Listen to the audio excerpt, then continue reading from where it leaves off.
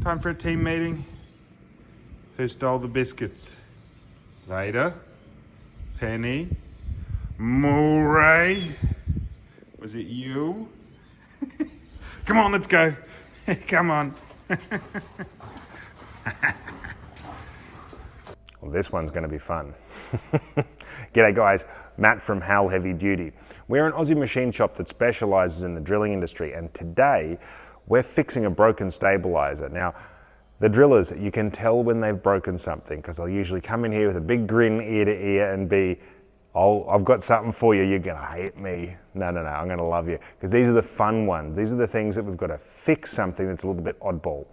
Now what you're looking at here is a stabiliser. It has a 2 and 7/8 IF box and pin connection, and that is the rod string that it connects into. These are just designed to keep everything nice and stable in the hole, and it's let go. The little carrot that you can see there, that is what you call a driller's tap or a carrot that will go down and actually screw in so they can lift it back up once things have broken. We make a lot of those as well. I think I've got, one of my first videos was actually making a drill carrot. Why did it break off? Probably because a little bit of stuff got actually caught in either the pin or box thread, and when it's gone to screw up as they put it into the hole, it may not have fully shouldered. That's my assessment. Very unlikely that a pin will just randomly let go like that, so that's probably what's happened. Anyway, we've got to get this into the big CNC to cut it. I'm going to have to run a steady and try and dial it in as best as possible. But the major issue is that there are no true surfaces whatsoever on this. So I'm going to have to do the very best that's possible. I'm going to show you sort of the method that I use for doing that when I'm given something like this. So let's chuck it in the lathe and let's see what we can do with this thing.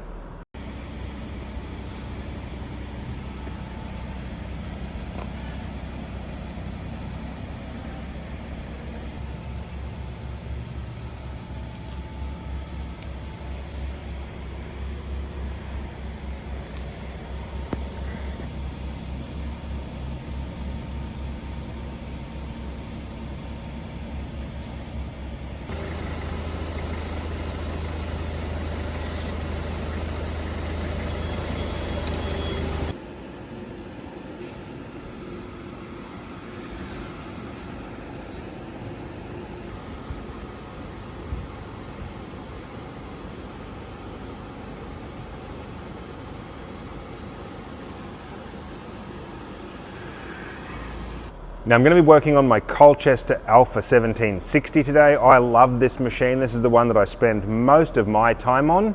It's set up exactly the way I like it. This is the machine out of the two we run. We have also got a 1550. This one is for all the bigger stuff. We've got a whole bunch of custom tools set up for it that just make working on this fun, because you can take some seriously heavy cuts and fly it and smash off some big chips with this. I've recently done a coolant system upgrade on this, simple stuff. Actually a big shout out to Arthur from Live Tools, because he was the one who said, look mate, because I was talking to him about coolant, and he said, just try this little system out, and if you don't like it, you can send it back. Well, who can say no to that? Certainly not me. So we've set this up within one day. I was like, this is awesome, take my money. I'm keeping this thing. So we've also changed coolants recently. If you've been with the channel, we ran a pink coolant. I quite liked the look of the stuff. It was called Hole Maker by ITM for a long time. After doing a bit of homework, and again, it was Arthur from Live Tools that put me onto this, we've swapped over to Hangerstofers. I hope I said that right. It is a phenomenal cutting fluid, and I'm very, very happy with this swap. One of the best bits is it's also non-toxic. One of the things that makes, cutting fluids cut is because they're toxic as hell. So to have a product that is intentionally created to be, it doesn't even have a toxicity rating, is just an 11 out of 10 for me, because machinists can often end up with a lot of health issues related to the fact that they come into contact with particularly coolant chemicals later in life. So that's the upgrade we made. We had to drill a few little holes into the lathe, but as you can see here, it's just a system that there's no drilling into your machine or anything. It's some magnets that pop it onto the side. It's constantly on, and it's brilliant. The coolant is constantly being filtered. The tramp oil gets filtered out from the top here, which I just do once a week, and there's no smell in the machine at all. We never really had a huge problem with coolant going off before anyway, but this just means that it's so much cooler, so much cleaner than previous, and I'm going to fit one to our smaller Alpha as well. So big shout out and thanks to Arthur from Live Tools. This is an upgraded machine in my opinion. The upgrades we're doing in here, always little upgrades, little things that we're focused on to make the shop better. So at the moment, I'm obsessed with getting coolant correct in all the different machines. Also with carbide is the next thing, lots of stuff. But we'll cover that a little bit each time. Let's get into it. Enough chin wagon, let's crack into it.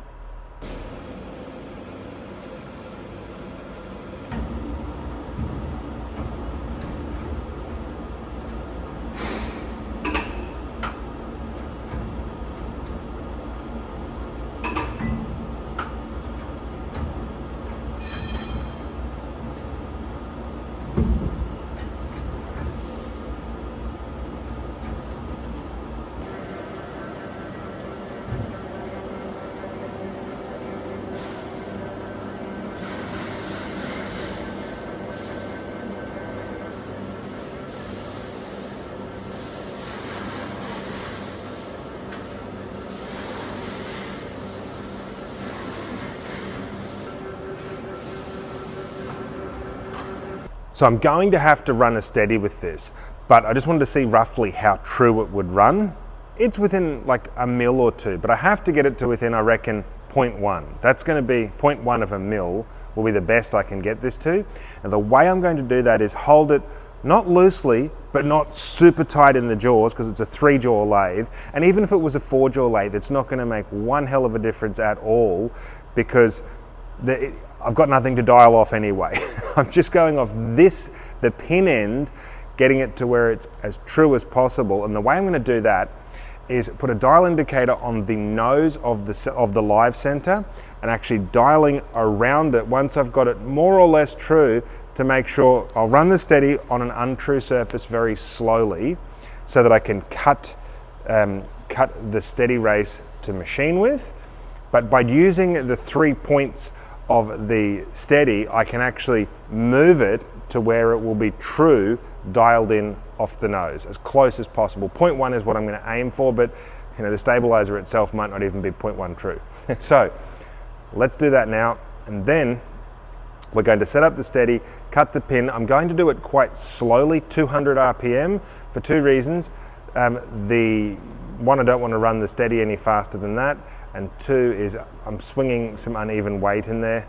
I just don't like doing it much faster than that. If things let go, it can be nasty, so I'm always erring on the side of caution when it comes to running steadies. I don't like them that much, but I have to run them a lot.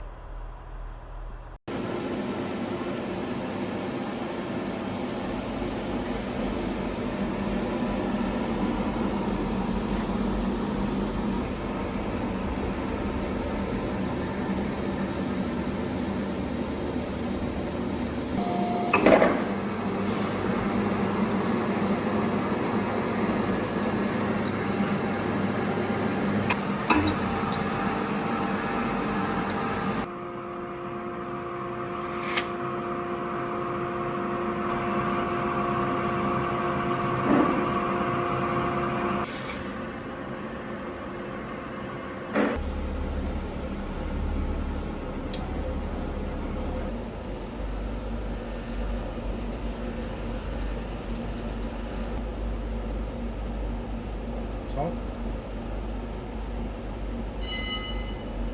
bottom,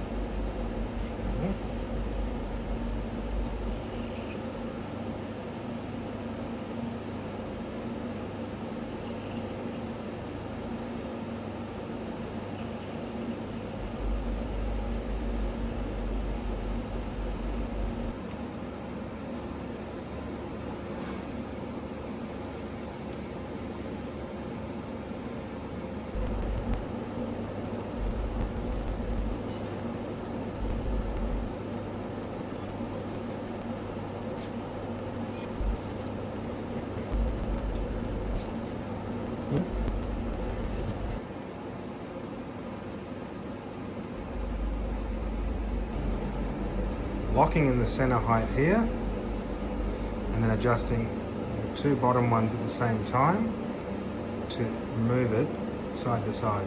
And that's as best as I can get. What I will now do, just loosen that off ever so slightly and then retighten it so there's no tension. We're good to go. Cut a steady race. Pretty much there.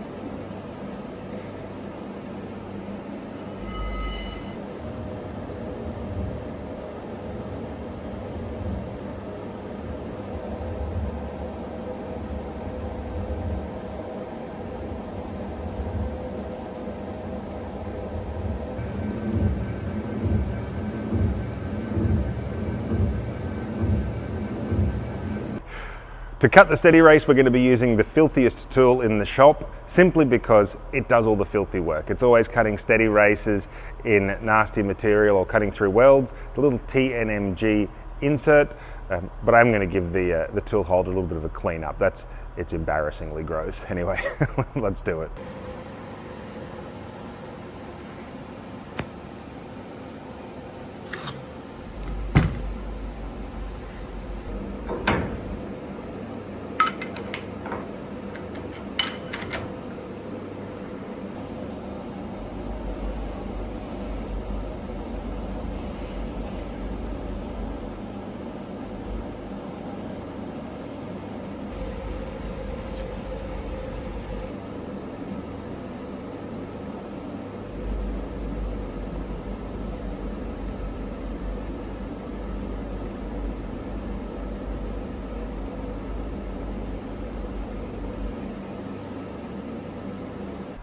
One of the little habits I've gotten into as a machinist, because one, my eyes are not as good as they once were, and I'm not always wearing glasses, is when a corner on an insert is busted, I actually have a little grinding wheel sitting just beside the lathe, and I will grind the corner of that insert just enough so that it's visibly obvious to me that, yep, that one's stuffed. Because I find that trying to figure it out, some of you are going to be laughing at me, but I found that's a really easy system. It takes me 2 seconds to do, and it just means that I use every corner on the insert, and I'm not sitting there trying to figure out the fingernail or sticking it under the 8x magnifier to see, is that corner actually any good or not? Once it's used up, I grind it. That's a process I've been using, and it works pretty well for me in here because I have that little grinding wheel sitting one step from the lathe.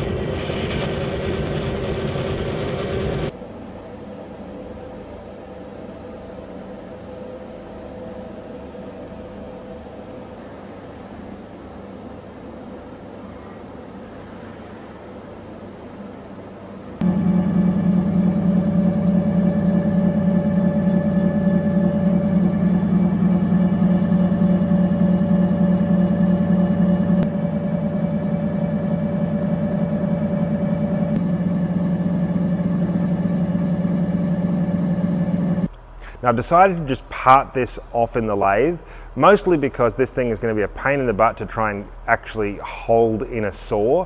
It'll just be easier for me to part this off. Now when I use the parting tool, I'm not just going to plow right in because it's got more than like 45 mil or like, you know, over just under 2 inches worth of material that's going to have to be removed on the radius, so like 4 inches on the diameter.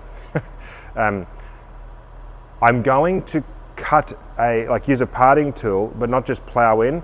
I'm going to go in for a little bit and then cut myself a little bit of a relief groove, like a relief gap either side, so that your cuttings can get out. I find when working with hard, like work hardened 4140 steel, that if I do that, I'm less likely to break inserts, have tools break, which with parting, doing the kind of work that we do, it can happen.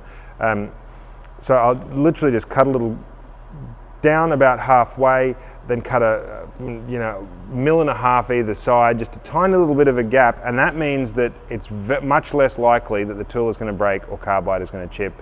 It just because all of the cuttings are actually able to get out. I'm not worried about if it strings or not. I'm just going to wind it in by hand. And also, I don't like applying huge amounts of pressure when I've got something hanging out a long way, just running on a steady. So hence why we'll just take it steady, and we'll get this little pin parted off.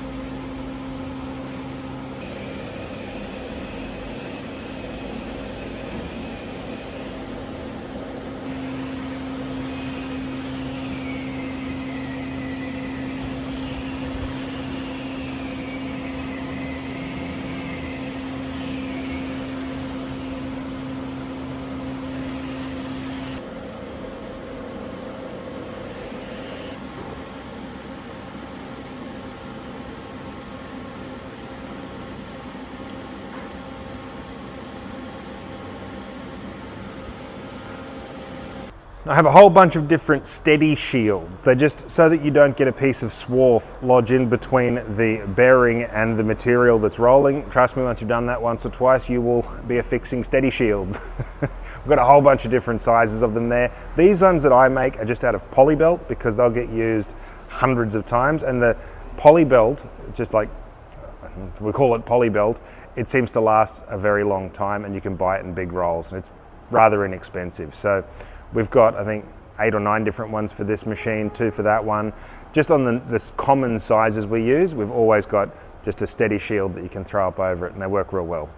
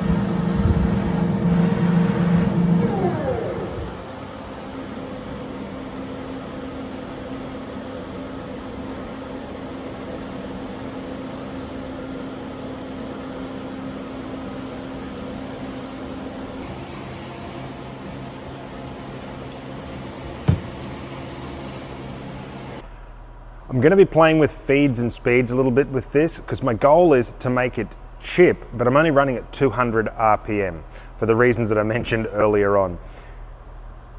If I'm not going to be taking heavy cuts, just a 2 mil depth of cut, but I'm going to be just playing with the feed on my little feed wheel here to get it to chip, but I don't want to be pushing it too hard because it will affect the finish and I'll probably break a tool. If you try and push a tool too hard while you're spinning under the constant surface speed that it's designed to run at, you'll probably break it. So you'll certainly chip off the insert, which I don't want to do. And yeah, so that's what I'm going to be doing. Now the reason I'm also playing with feeds and speeds is because there's a big ass interrupted cut where the breakout flats have been milled into this. So I'm going to let it go at normal speed and then back it off for the interrupted cut and just play with it. You'll hear it as we're machining. That's what we're going to do.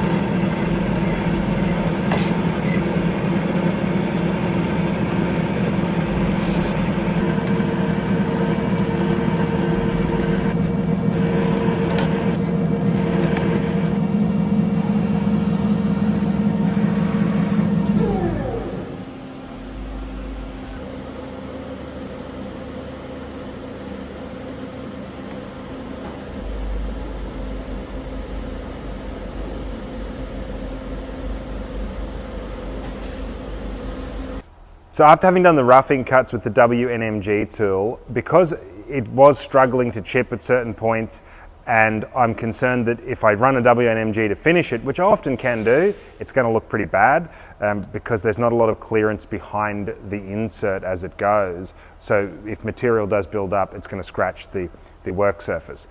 We're going to swap to a DNMG finishing tool. I don't actually have any inserts left for the one that I would like to use, which has got a sharper nose radius and a positive insert, but you've got to do what you've got to do sometimes. We'll use the D tool, see how this looks. Fingers crossed it turns out with a semi-decent finish. It's hard when you're running at slow speeds.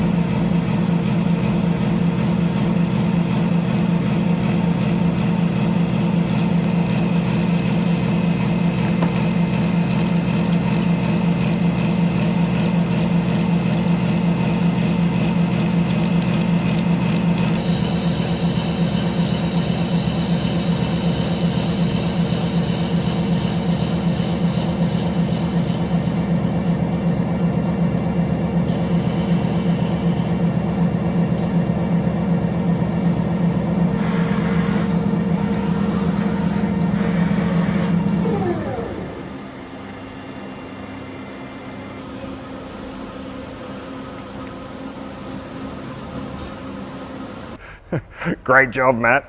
I'm not going to lie, that looks terrible.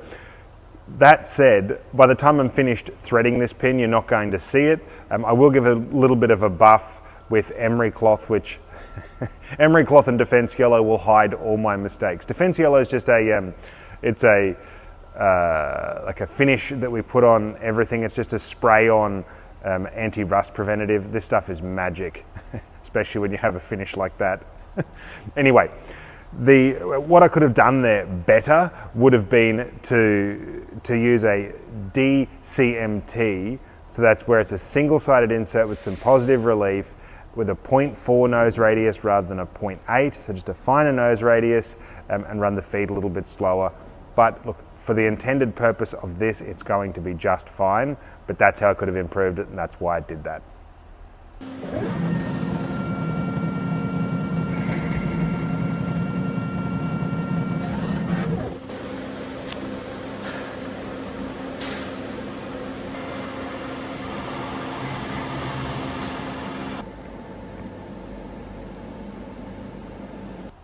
All right, to thread this, I'm actually going to not just use the steady, because if I thread this with just the steady hanging out that far, it's going to squeal and it's just going to make noise.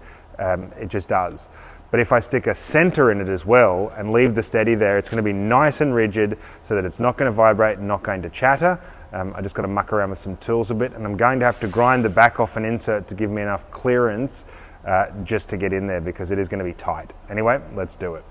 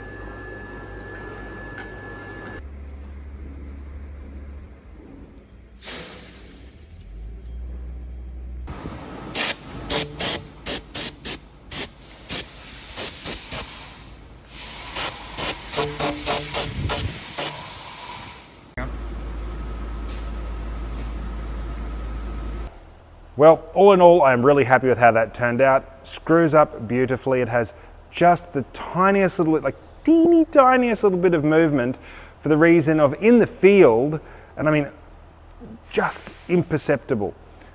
You want to have what I refer to it when I'm designing threads as a crap gap.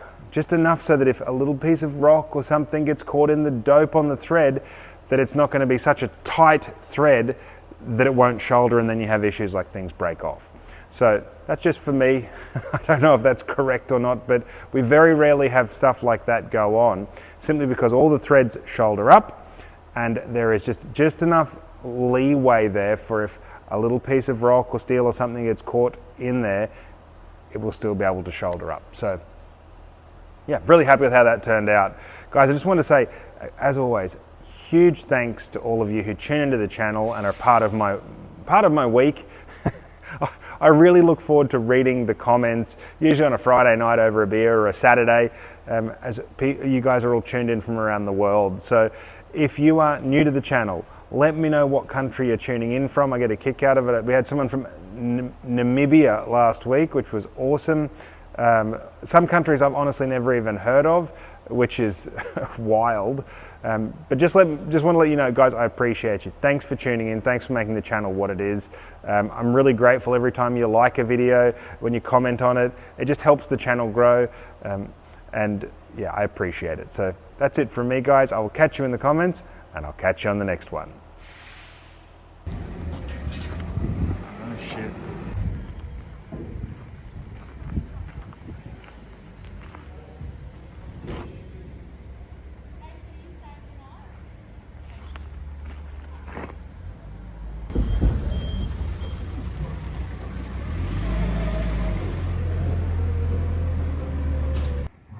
Leave him alone. Vader, stick up for yourself, mate. Yeah, nasty old mole. Come on, Vader. Into him, buddy. Moray, buddy. Moray, buddy.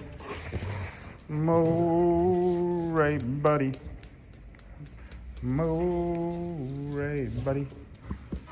Oh, Moray. All right, buddy.